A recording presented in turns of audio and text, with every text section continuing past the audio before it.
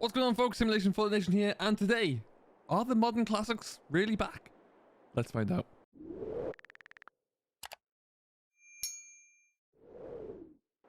Welcome back, everyone, to a mod review with me, Simulation for the Nation. Today, we're going to be looking into a pack that was around in FS17 that everyone knew and loved, and we're asking that question today.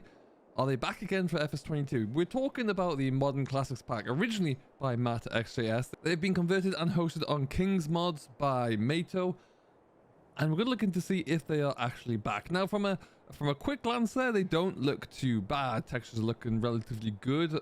Tire choices are limited to Trelleborgs only and Nokians, but they don't look too bad from the outset. There's a few rough edges here and there where you could look to improve. Internally, there's a few further things we want to look into.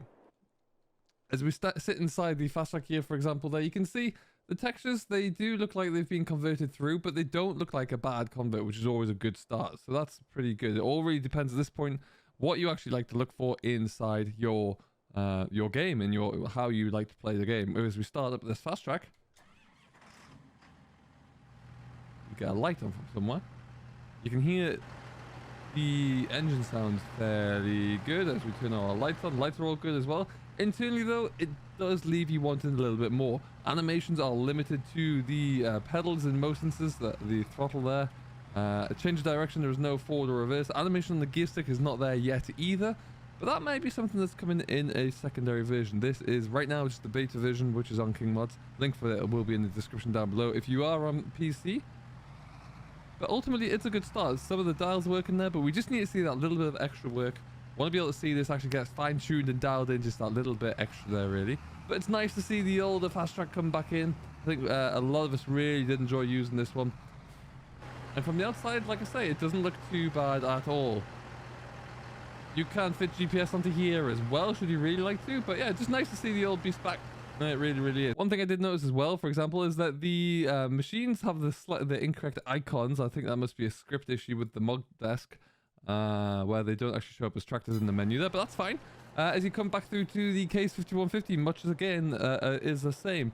External textures don't look too bad at all there. Internally, it's lacking just a little bit, but again, a lovely classic tractor to have back here. I do love this shape and style. It's always been a fond favorite of mine. As we fire it up there again, you get to see the animation on the dashboard there, but we still want to see a little bit more. We want to see those gear levers move when we change gear. You want to be able to change through the gears and cycle up and down through the range and see some activity, of which there is currently nothing, but doesn't mean it's not coming. It could well do. There are a lot of converts out there that are significantly worse than this one, let me tell you. So he's done, Mato's done a great job of bringing this through into the FS22. And yeah, like I say, sounds good. Sounds powerful. I think this tractor came in around about 150, 130 horsepower, give or take, if memory serves. But yeah, it doesn't look too bad. And externally as well, as we turn on all of our lights, everything's functioning and working in the right place. So again, a nice look. With the Massey and the JCB, I seem to think that these both have the same engine sound, which is a bit weird. But there, this 390T does look great from the external. The modeling around the engine bay as well, particularly, does look fantastic. All of your textures around the stickers and labeling and decals are great. Really can't fault it there. But you just want to see a little bit of a touch-up on the guards there, I would say, and then you'll be looking perfect.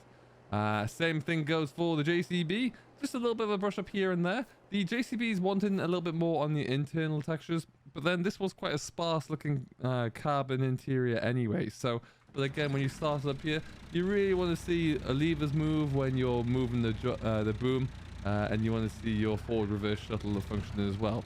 That is not functioning. If you hear that engine, it does sound very similar to the Massey. Massey has a slightly better sound when it's starting up there, but it is the same engine sound, so maybe we want to look to get that changed out there as well. But ultimately, another simple interior. There's plenty of rocker switches that would love to see functioning, indicators as well, that kind of thing. I am just a stickler for internal detail though, so that's my thing. If you prefer to drive these machines from an external standpoint only, then these tractors look good. They do everything they need to do, and it's some great variation to a brilliant old classic style that we've never had before. So I like them. I'd love to see where it can go and see what can be changed with these. But yeah, I think that's always, we're onto a great starting point there. Now it is worth pointing out that it's not the full Modern Classics pack. You do get the trailer, which is in our tippers here. And that is going to be right about here. So a nice large trailer as well. The combine's not there, but you do get your trailer to pick from. And you're also going to be able to choose your plow. The 4-throw Cavernan plow is in here as well. Always nice to see that little gem back. You got this, and you've got the cultivate to go with it. So it's not the full pack, but they are starting to look very good. And like I say, it's great to see these come back through. Let me know what you think about these. Are you a big fan of the modern classics? Do you want to see them back in FS22? And what are the classic mods from the past would you like to see?